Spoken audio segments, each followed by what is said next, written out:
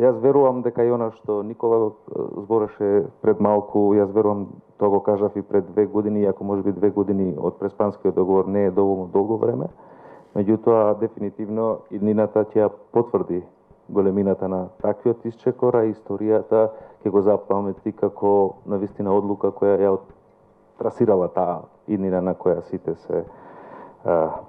Па кога сме веќе, што се вика, од зборови во дела да се премине, има еден американски автор вика плановите се добра намера, а реализацијата на истите е тоа вистинското.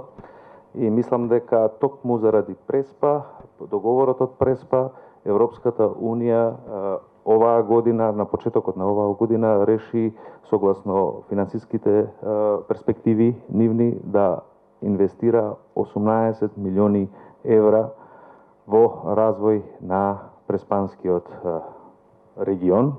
Тука знаеме дека вклучува 3 држави, Македонија, Грција и Албанија, но секако Преспанскиот договор е тој оној што ги поттикна тие процеси.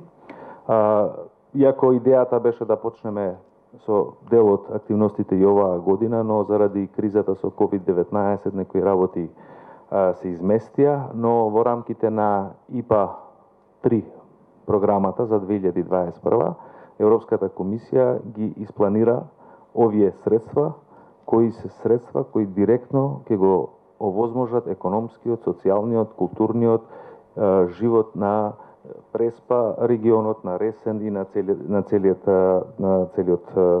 регион.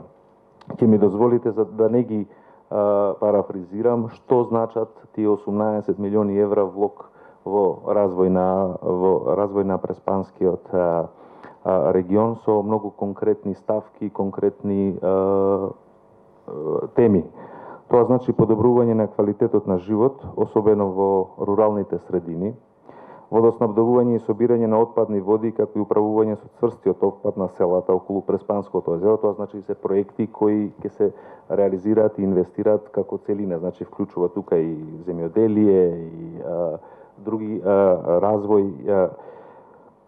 После тоа развој на инфраструктурата, промоција на одржливиот туризам, бидејќи покрај Преспанското езеро во еден голем дел, 37% од овој дел припаѓа и на Националниот парк Галичица, промоција на земјоделието кое ќе биде свесно за својот импакт во развојот и на животната средина, тоа му е многу битно, да ја сочуваме животната средина, да имаме хуман и балансиран развој.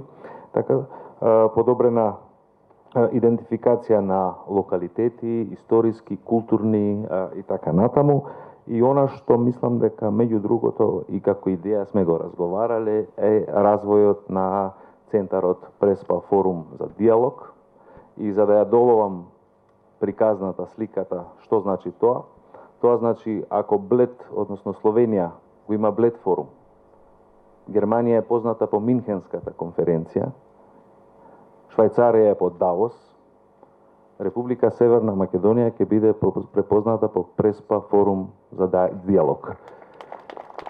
И тоа ќе биде центар во кој што ќе може да се одржуваат секоја година, се разбира преку целата година, но главниот настан ќе биде на 17 јуни секоја година, каде што лидери од регионот, од Европа и од политичари, но и активисти, граѓански организации, културни работници, сите тие ќе можат да ги користат можностите на тој центар мултимедијален и кој ќе функционира за регионот. И она што е многу битно, тоа ќе значи отварање на многу нови работни места, пред се за младите, бидејќи Бертолини од комисија вика нема да вработиме ниту еден над 30 години таму.